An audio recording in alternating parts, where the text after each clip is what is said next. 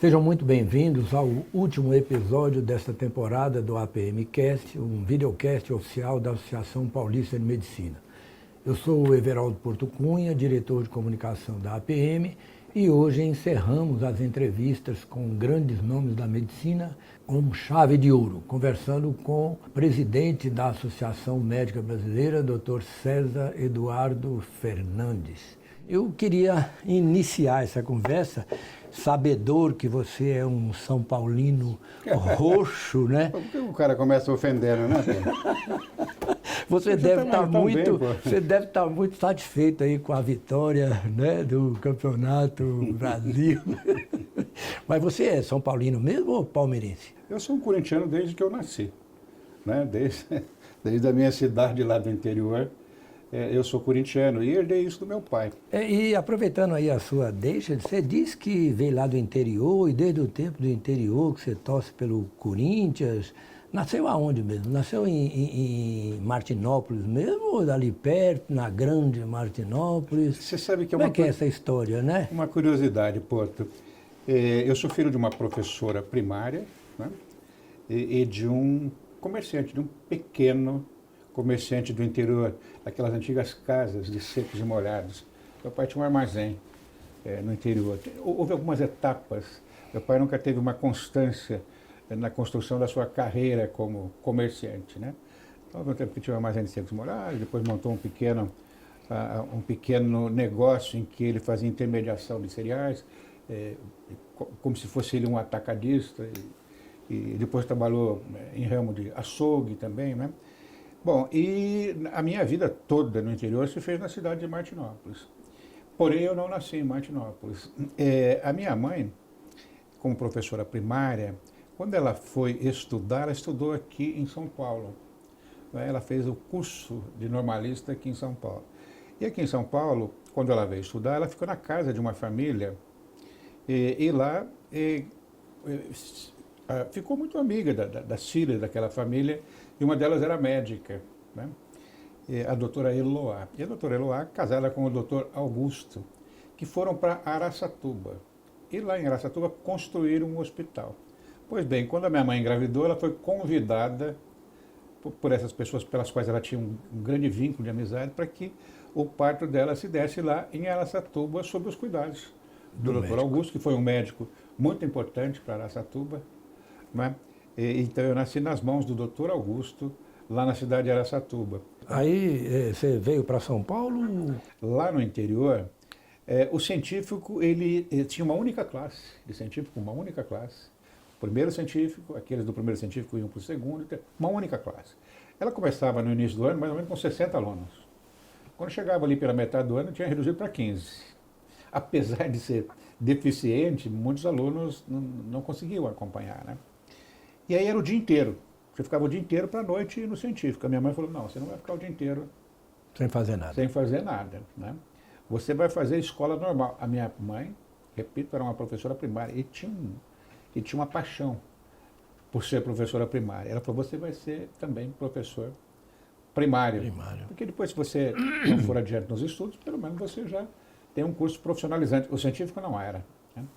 E aí eu fiz de manhã escola normal, né? E à noite fazia o científico. Mas eu tinha já me direcionado para fazer medicina. Era essa a minha vontade. Era isso, inclusive isso era uma das perguntas, assim, ter essa motivação para fazer medicina, inspirado em algum familiar, nesse doutor Augusto que fez o seu parto?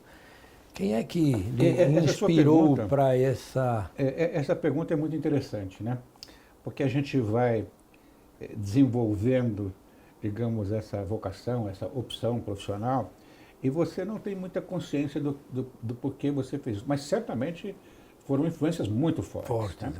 E as influências muito fortes, eu não diria nem que foi do Dr. Augusto, que eu conheci, algumas vezes estive com ele, mas eu não convivi o cotidiano, porque ele estava em Araçatuba e nós vivíamos em Martinópolis. Mas a figura do médico era uma figura muito importante.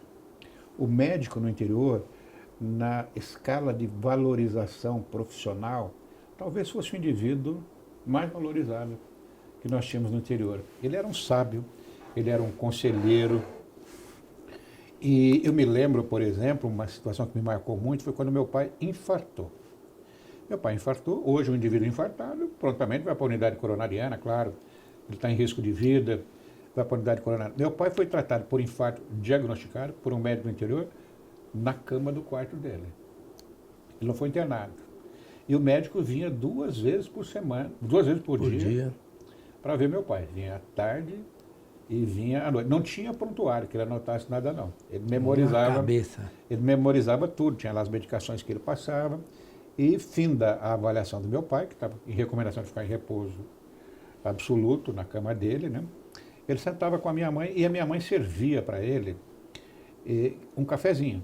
Só que o cafezinho era diferente do café do dia a dia da minha casa. Era num bule de prata que ficava guardado. Não, aquele bule de prata não era usado para qualquer pessoa. Um bule de prata, uma xícara que também nós não usávamos, o café diário. A xícara tinha o pires e tinha uma rendinha. Para servir para o médico. E aquilo era servido como um ritual para o médico. Antes do médico chegar, eu me lembro da minha mãe deixando tudo. E uma bacia ainda de ágata para lavar as mãos, Certamente, e uma toalhinha escrito... Mas voltando então, para não perder o fio da meada. Eu acho que eu olhava com muita admiração para esse médico, né, pelo valor que a minha família emprestava e que eu percebia que as pessoas, de modo geral, emprestavam. E aí você veio para cá fazer o cursinho? Aí vim fazer o cursinho. Eu vim fazer o cursinho. E o cursinho para mim foi uma novidade, viu? Parece que eu aprendi tudo de novo no cursinho. Porque aqueles conhecimentos que as pessoas, por exemplo, que estudavam aqui em São Paulo, nos bons colégios, o cursinho era um reforço, né? Eles já tinham, já tinham passado por isso. Para mim, não. Para mim é como se eu estivesse aprendendo novamente, né? Aí fiz um ano de cursinho, claro, e fim do qual eu tive acesso à faculdade, né? E escolheu Santa Casa? Eu entrei no interior, na Faculdade de Medicina de Botucatu, né, na Unesp, e entrei aqui na Santa Casa também. Na época, eu queria ficar em São Paulo, né, e a Santa Casa é uma escola de muito prestígio naquele momento, né? Embora, ainda é, né? Certamente continua sendo meio... Eu até brinco, eu saí da Santa Casa, mas Santa Casa não sai de mim, entendeu? Eu tenho um carinho enorme. Nota-se. Tenho um carinho enorme. Hoje eu sou ligado à Faculdade de Medicina do ABC, sou docente, sou professor titular de ginecologia, também tenho um carinho. Eu sou dos poucos docentes que vestiu 2 camisetas ao longo da vida. Porque aqui no Brasil... A do Palmeiras e a do... Não, a do Palmeiras, o verde lá em casa é proibido, entendeu? Eu vesti a camiseta da Santa Casa, né? E depois saí, quando migrei lá para a Faculdade de Medicina do ABC, e hoje estou muito feliz lá, consegui formar um time muito bom, né? Já tinha um time muito bom lá, e a gente deu uma alavancada, encontrei pessoas maravilhosas, levei pessoas maravilhosas para lá, e hoje nós temos na ginecologia, como de resto nas outras especialidades, nas outras disciplinas, nós temos uma faculdade bastante pujante hoje, que é a Faculdade de Medicina do ABC. Mas naquela época eu optei por ficar na Santa Casa pela força que tinha a faculdade, que tem até hoje, porque eu queria ficar em São Paulo. Né? Formou em 76? Eu formei em 75. 75? 1975. Já tem umas par de anos. Né? Portanto, esse ano eu faço... Jamais imaginei que fosse fazer isso, viu? 48 anos. 48 anos como é. Quando algum médico me dizia que tem 48 anos de formado, eu achava que ele já tinha passado da época de parar, né? E você sabe que eu me sinto... A cabeça é muito traiçoeira, Porto. Muito. A cabeça é muito traiçoeira. Eu ouvi o Rony Fon esses dias dizer o seguinte, que ele deu uma bronca no pai dele, porque o pai dele com 89 anos, o pai dele morreu próximo dos 100 anos de idade, com 89 anos, o pai dele resolveu, ainda que tivesse funcionários na casa para cuidar do jardineiro, o pai resolveu subir no alto, numa escada, para aparar uma trepadeira e caiu, se machucou todo. E aí ele levou o pai para o hospital, e tratou do pai, e aí deu uma bronca, pai, você é o irresponsável, com 89 anos você vai subir e correr esse risco. Aí o pai respondeu, aprenda uma coisa, meu filho, a minha cabeça e a cabeça do idoso não tem mais do que 25 anos. O corpo é que não entende. O problema é do corpo. O corpo é que não entende. Né? Então eu acho que a minha cabeça tem 25 anos. Eu consigo conversar de igual para igual com o aluno, com pós-graduando, com o residente. Né? Eu acho que eu tenho 25 anos. E a especialidade? Ginecologia e obstetrícia. Escolheu A por especialidade... circunstâncias? Tem algumas coisas que parecem que são inerciais, né? Parece que são inerciais. Eu, quando entrei na faculdade de medicina, a minha primeira ideia, eu preciso registrar isso, a minha primeira ideia era me formar, ter uma formação abrangente, para voltar para trabalhar em Martinópolis. Eu vim para cá claramente determinado a fazer isso, né? Mas eu não tinha noção do que era a medicina, de quais caminhos ela oferecia, né? E ao longo do internato eu fui gostando muito de cirurgia geral, né? Eu olhava o cirurgião assim como um indivíduo, talvez o top do... A expressão do médico é um indivíduo poderia com fazer máscara, clínica, poderia fazer cirurgia, né? Então eu me encaminhava para fazer cirurgia geral.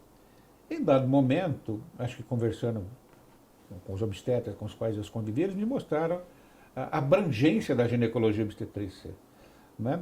E naquela época estava se construindo a ideia do ginecologista obstetra ser o médico da mulher, médico na sua inteireza. É algo que hoje é muito claro, é muito claro. Né? Eu não tinha consciência naquele momento que as mulheres elegiam o ginecologista obstetra como o seu médico. Hoje eu até brinco, né? Brinco com os alunos, com os exemplos, falo, olha, se você for um ginecologista obstetra e for fazer a ginecologia e obstetrícia no seu sentido geral, até porque ela está muito fatiada hoje, né? Você vai ter uma responsabilidade enorme, você vai acompanhar pacientes por uma vida toda.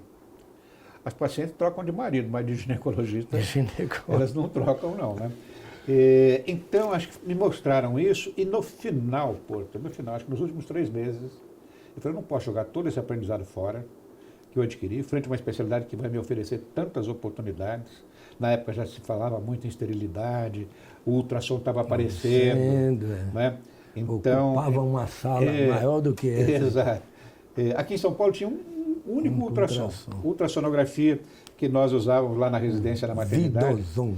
Que era um ultrassom que ficava na Brigadeiro Luiz Antônio, um número muito fácil de memorizar, Brigadeiro Luiz Antônio, 1234.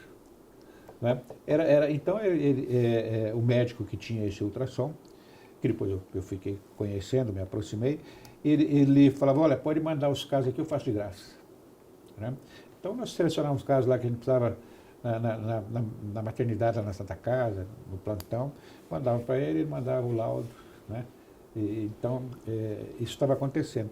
E, então, eu acho que foi algo assim, mais ou menos inercial que foi se construindo, e quando eu me dei conta que ele estava pronto.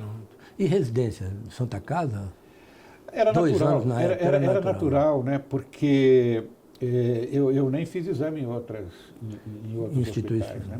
E a vida acadêmica, César? Você, né, então, chegou na ginecologia, sempre foi muito estudioso, mas essa veia pesquisadora... Já depois de formar e terminar a residência, eu não me dava conta, mas sempre estudava, querendo ensinar. Bom, aí terminei a residência e a gente sempre é influenciado por pessoas, viu? A gente tem que torcer para que a vida nos coloque pessoas boas do lado, né? Boas no sentido humano, no sentido ético, profissionalmente competentes e pessoas iluminadas. Eu me aproximei de uma pessoa que me influenciou demais na vida, que foi o professor Salim Weber. O Salim Weber não era a pessoa mais simpática do mundo, não. Ele era um indivíduo, como que eu diria, para respeitar a memória dele, que me é assim, de grande valor a convivência que eu tive com ele. O professor Salim Weber, ele era um apaixonado por ginecologia endócrina, por climatério, né? E eu me aproximei, ele me convidou para ficar no ambulatório. César, você terminou a residência? Você não quer ficar aqui comigo no ambulatório? Lá encontrei o José Arnaldo de Souza Ferreira, né, que já estava na minha frente, e eu fiquei. E aquilo me obrigava a ensinar aos residentes. E o Salim Weber nos incentivava a sempre terminar o ambulatório, e ao terminar o ambulatório, você selecionava um caso, e aí destrinchava esse caso. E eu ficava 1h30 discutindo o caso com os residentes. Aí revia toda a teoria, né?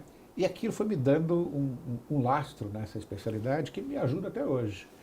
E, ao mesmo tempo, me trazendo a paixão pelo ensino, né?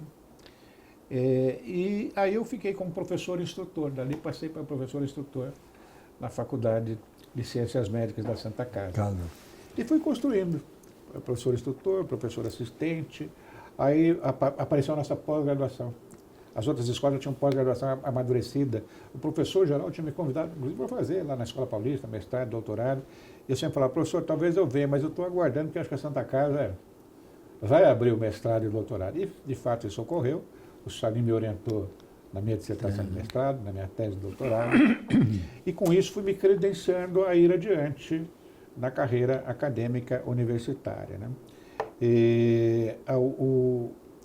Bom, aí as questões políticas, elas às vezes, os ventos estão favoráveis, às vezes nem tanto, né? E eu sou um indivíduo que nunca passei em branco, Porto. Por onde eu vou, ou arrumo grandes adeptos ou grandes desafetos. Vamos mudar assim. Não, mas só para concluir, conclua. Na Santa Casa, eu só tenho amigos lá, mas em determinado momento as coisas ficaram um pouco obstadas lá. Foi quando eu resolvi mudar de áreas e fui acolhido pelo professor Sérgio Peixoto lá no ABC, época em que, inclusive, fiz a minha livre-docência. Me recordo. A minha livre-docência fora. Na Bahia. Minha livre-docência eu fiz na Bahia. Fiz na Bahia. Terra, Terreiro de Jesus. Até porque aqui em São Paulo não tive tanta facilidade, prefiro dizer assim, para fazer a livre-docência, né? Então foi mais ou menos, foi natural, foi pelas pessoas que estavam comigo que eu fui construindo a carreira de docente. E vamos agora tratar de alguns assuntos que talvez não, certamente que vão interessar muito àqueles que nos assistem. Vamos conversar sobre espiritualidade e religiosidade. Como é que você conduz esse aspecto da sua vida, César? Horto, eu fui criado numa família católica, né? A minha mãe, uma católica fervorosa, o meu pai também um católico praticante, e frequentavam a igreja com regularidade, iam às missas, e nós, os 3 irmãos, né, eu e mais meus 2 irmãos, nós frequentávamos a igreja e havia no interior alguns hábitos que eram comuns às famílias católicas. Uma delas era que os filhos, eles se tornavam marianos. Nós éramos denominados, enquanto infantos juvenis, de marianinhos. Recebia aquela medalha de mariano com uma fita azul e aquilo me honrava muito. Eu era mariano, né? E eu lembro que meu pai, nós íamos à missa todos os domingos, e meu pai tinha um elemento de convicção para que fôssemos à missa muito valioso. No final da missa, ele dava a mesada. Então, terminava a missa, né, nós voltávamos para a nossa casa e recebíamos a mesada. Não sei se meu pai tinha intenção de relacionar a missa à mesada, creio que não. Era uma coincidência, mas, claro, tinha um significado que depois da missa nós recebíamos a mesada. Apenas para contar uma curiosidade da minha família, né? Mesada essa, na verdade era uma semanada, né? Porque a cada semana ele renovava isso. E com aquilo nós fazíamos, comprávamos as coisas pertinentes a um jovem daquela idade, na escola, na cantina da escola, enfim. Então eu cresci numa família católica, continuo católico até hoje, não com o mesmo fervor dos meus pais, né? Eu vou eventualmente à missa, não vou com a regularidade que um bom católico deveria fazer, né? Mas eu vou com alguma regularidade. E você falou aí da família, né? Casado há quantos anos? Eu sou casado. Quantos filhos? Meu casamento é aquele da moda antiga, né? Aquele que perdura, continua, né? Graças a Deus. Então, eu sou casado em 1980, tenho que fazer a conta certinha aqui, porque minha mulher certamente vai se eu falar, eu não me lembro há quanto tempo, acho que terei problemas em casa se eu mencionar isso, né? Então, eu não vou nem perguntar o dia. Não, eu me lembro que eu usei esse dia muitas vezes como senha. Senha, né? Então fica bom, né? Porque a data do seu casamento não veio escrita em lugar nenhum, foi dia 9 de fevereiro de 1980. Então você faz a conta aí, eu sou casado há 43 anos, né? 43 anos agora. Em vias agora de vou fazer 44 anos no início do ano. Eu tenho um casamento que caminhou muito bem, né? Só tenho a agradecer a convivência que eu tive com a Ana Maria, minha esposa, né? Nós temos 3 filhos. Minhas 3 filhas são 3 mulheres, se tornaram boas cidadãs, né? Foram boas filhas, boas alunas, né? Boas profissionais na profissão que cada uma delas escolheu. Todas as 3 são casadas, né? Eu tive a sorte, a felicidade de ter 3 genros também, que se eu tivesse escolhido, talvez não tivesse escolhido tão bem. São genros que estão sempre junto conosco, têm uma convivência familiar, né? E sou um indivíduo agraciado por ter uma família como essa. E as minhas 3 filhas me deram 5 netos. 5 netos. 4 meninas e um menino. Não é que é o único que eu consigo vestir com a camisinha do Corinthians. Né? Qual a sua opinião, César, não a opinião do presidente da AMB, do ex-presidente da Febrasgo, ex-presidente da SOGESP? Como eu já lhe falei, a gente fica muito engessado, muito amarrado, né, por conta de decisões colegiadas. César, o que você acha do aborto? Esse é um tema polêmico. Muito. Esse é um tema polêmico, porque ele passa por convicções religiosas, culturais, humanitárias, políticas, e passa pela crença e convicção de cada pessoa. Né? Nós, do ponto de vista legal no Brasil, né, nós só podemos fazer o aborto em condições especiais, né? Quando há risco de vida materna, né? E quando há anencefalia, agora também aceita como aborto, ou em condições de estupro da mulher. Né? E essa condição, sem querer fugir de uma resposta mais concreta, eu acho que é uma decisão que cabe, e os políticos, os gestores, os legisladores deveriam respeitar isso. Né? Eu acho que deve respeitar a decisão de cada pessoa, né? De cada mulher. O Estado, eu acho que ele não pode impor restrições ou regras que engessem e que condenem as mulheres que façam aborto. Nós vivemos sob uma legislação muito antiga, né, que a mulher que faz aborto, ela está cometendo um crime. Né, e, portanto, ela pode ser apenada, ela pode vir a ser presa. Então, a minha convicção é de que o aborto não deve ser visto como um crime. Né? Deve fazer parte dos direitos humanos, do direito de defesa de cada mulher. Mas eu não quero entrar em polêmica com quem pensa diferente, não. Tem certos pontos que, às vezes, uma entrevista como essa, né, a pessoa pode isolar a sua fala, tirar ela do contexto. Né? Isso já aconteceu comigo. Eu, como presidente da Febrasgo, quando fui presidente da Febrasgo, nós tivemos uma posição tomada em Assembleia das Federadas, que é uma posição soberana dentro da Febrasgo, em que esse tema foi lá colocado, e lá foi decidido que deve-se descriminalizar a mulher que faz o aborto. Né? E essa era uma posição institucional, que eu, como presidente da época, tinha que verbalizar essa posição institucional. Pois bem, em eleições nas quais eu participei, eu fui chamado de aborteiro. Né? Tem um indivíduo aí, não vou citar o nome, que me chamou de aborteiro, eu entrei com uma ação contra ele, né? Porque ninguém prova que eu sou um aborteiro, que eu tenha feito aborto. Muito ao contrário, nunca fiz aborto, não me sentiria nem em condições de fazê-lo. Isso por convicções pessoais, eu não me sentiria bem, ainda que legal fosse. Mesmo no aborto permitido por lei, eu nunca fiz. Não estou condenando quem faz, não. Sim. Isso é uma questão de foro íntimo. Né? Alguém tem que fazer, porque essas mulheres têm direito legal, nos casos do aborto previsto em lei, de fazer. Mas o indivíduo me chamou de aborteiro, eu entrei com uma ação civil e criminal, e ele foi condenado nas 2 instâncias, numa delas, inclusive, sendo condenado a pena de reclusão por 3 meses. Né? E também foi condenado na civil, vai ter que pagar um ressarcimento pelo dano moral que ele me causou. Então, eu tenho medo, muitas vezes, de responder essa questão, receio, de as pessoas descontextualizarem, pegarem apenas um segmento da sua fala, onde você diz que deve ser respeitado o direito da mulher de decidir por si própria se ela deve fazer um aborto ou não. Possa você pensar de uma maneira ou de outra. Você decidir sobre o que o outro pode ou não fazer, eu acho que é algo bastante complexo. Né? Ô César, você temperou aí a sua carreira acadêmica com uma participação associativa muito exitosa, inclusive, né? Você foi presidente da SOGESP por 2 vezes, foi presidente da Febrasgo, também reeleito, e agora presidente da Associação Médica Brasileira. E como é que você está vendo essas entidades médicas, essas nossas entidades médicas. E eu quero incluir aí o papel dos conselhos, dos sindicatos.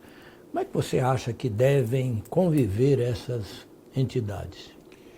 Primeiro, Porto, eu gostaria de registrar que eu tenho muita honra de ter ocupado esses cargos. Procurei, enquanto ocupei cada um deles, exercê-los com a maior nobreza, com a maior honestidade de princípios, sempre pensando no coletivo, né, e me abster um pouquinho das questões de natureza pessoal. Nenhum de nós é Frei Beneditino, o cargo te empresta prestígio, o cargo te oferece possibilidades, mas eu nunca deixei me seduzir por essas situações, né? Sempre tive o pensamento comum, pensando no bem comum, e por essa razão acho que consegui exercer muito a contento cada uma dessas atividades. O movimento associativo, que é onde eu vivo, né, eu sempre vivi no movimento associativo, né? Eu não vivi no movimento conselhal, né, e não vivi no movimento sindical. O movimento associativo passa por uma crise muito importante, que eu acho que nós vamos ter que encontrar um caminho para ele. O movimento associativo, né, o colega médico que pode estar me ouvindo, ele é muito, muito, muito importante, né?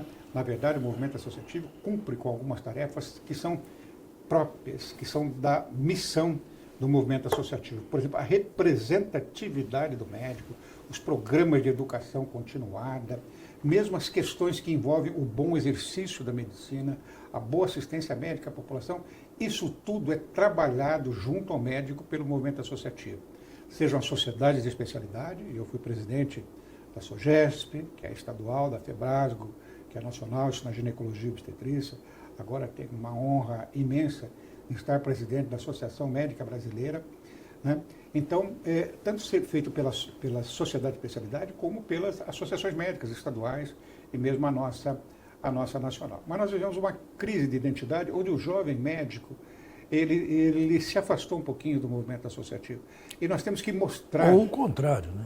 Ou pode ser o contrário. Eu acho que até que você tem razão. A responsabilidade de não trazer esse jovem médico é nossa. Ele não tem culpa alguma, né? Nós precisamos mostrar para ele a relevância dele estar no modelo associativo. Por que ele precisa estar? Pela essência. Nós nos confundimos, né, e o médico também se confunde, de que o movimento associativo tem que oferecer ao médico clube de benefícios, benfeitorias, né, proteção judicial. Não. Nós temos que ficar na nossa essência, que fundamentalmente é lutar pelo bom exercício da nossa profissão.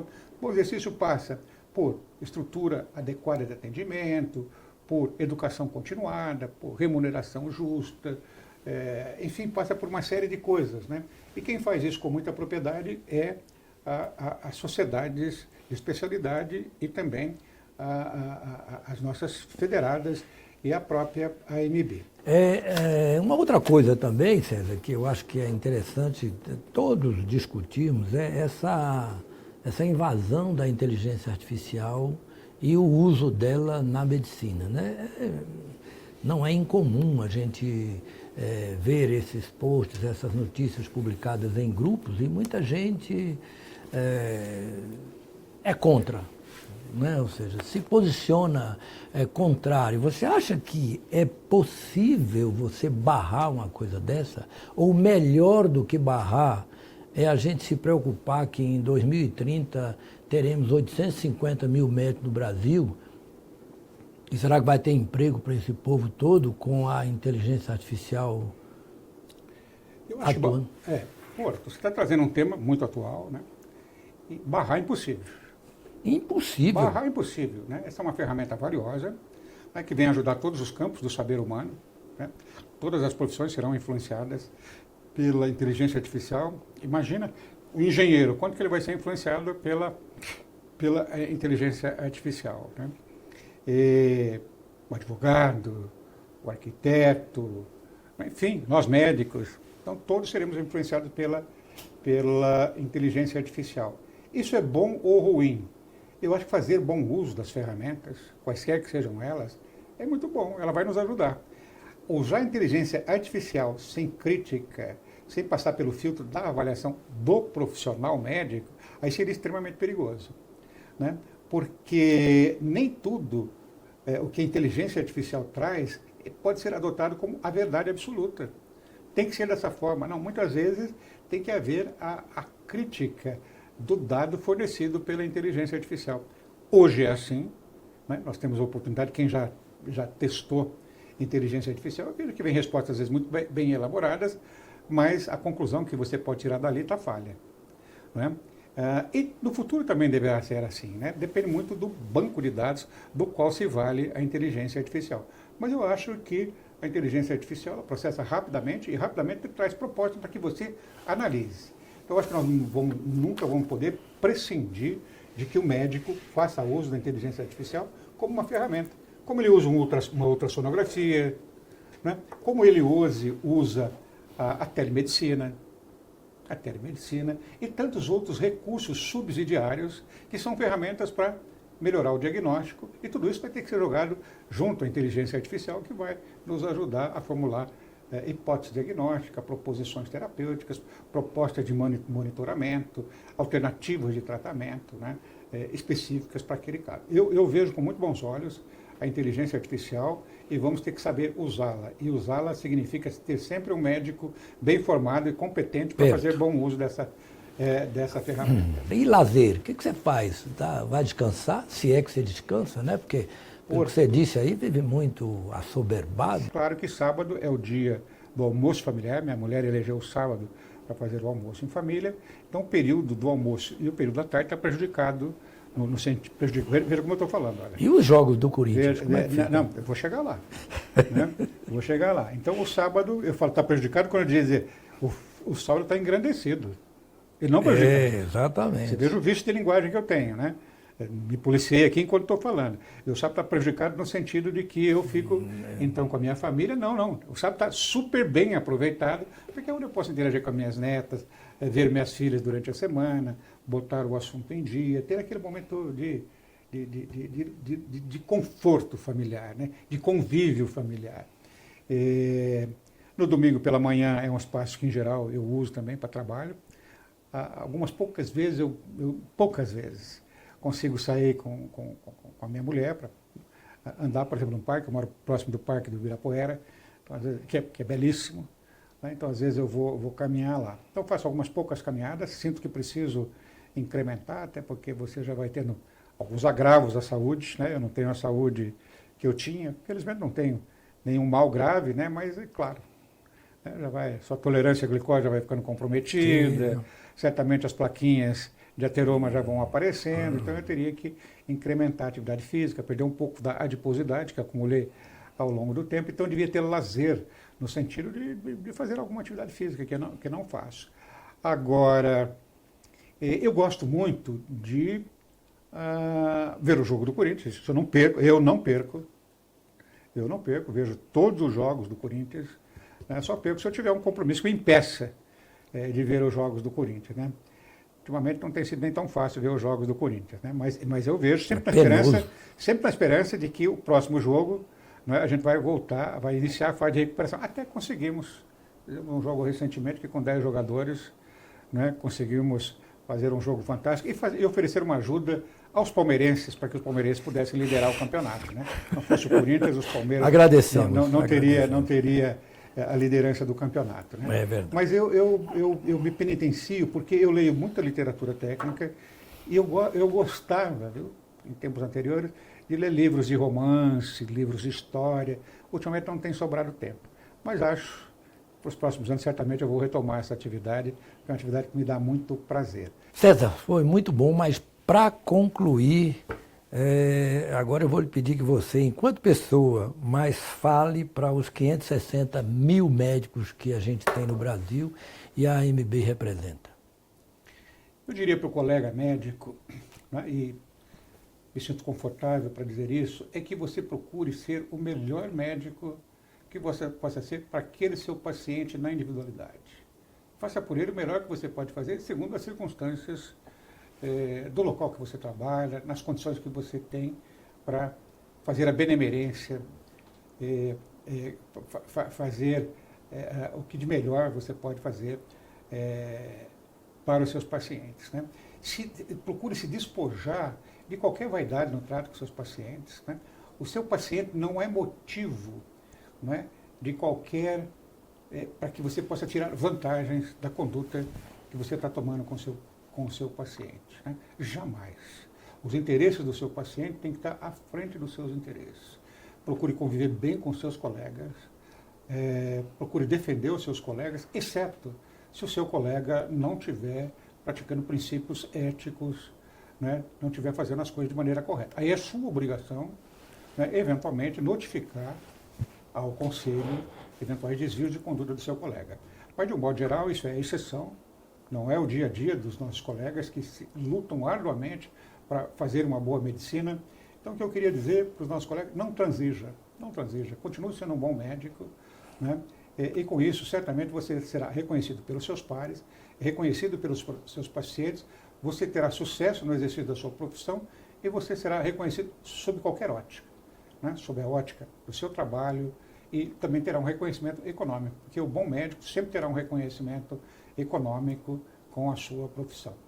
Em síntese, acho que é isso que eu tenho que dizer aos nossos colegas, de maneira muito simples, muito resumida, né? Eu acredito muito no colega médico brasileiro, embora tenha uma preocupação hoje com a formação médica que nós estamos tendo, é uma formação médica extremamente precária em bom número dessas escolas recém-criadas, mas esse é um outro assunto, que em um momento oportuno a gente pode voltar a falar sobre ele. Conversamos então hoje com o professor César, o 10º entrevistado, encerrando essa temporada, e eu agradeço e peço que assistam e transmitam para os nossos colegas. Muito obrigado.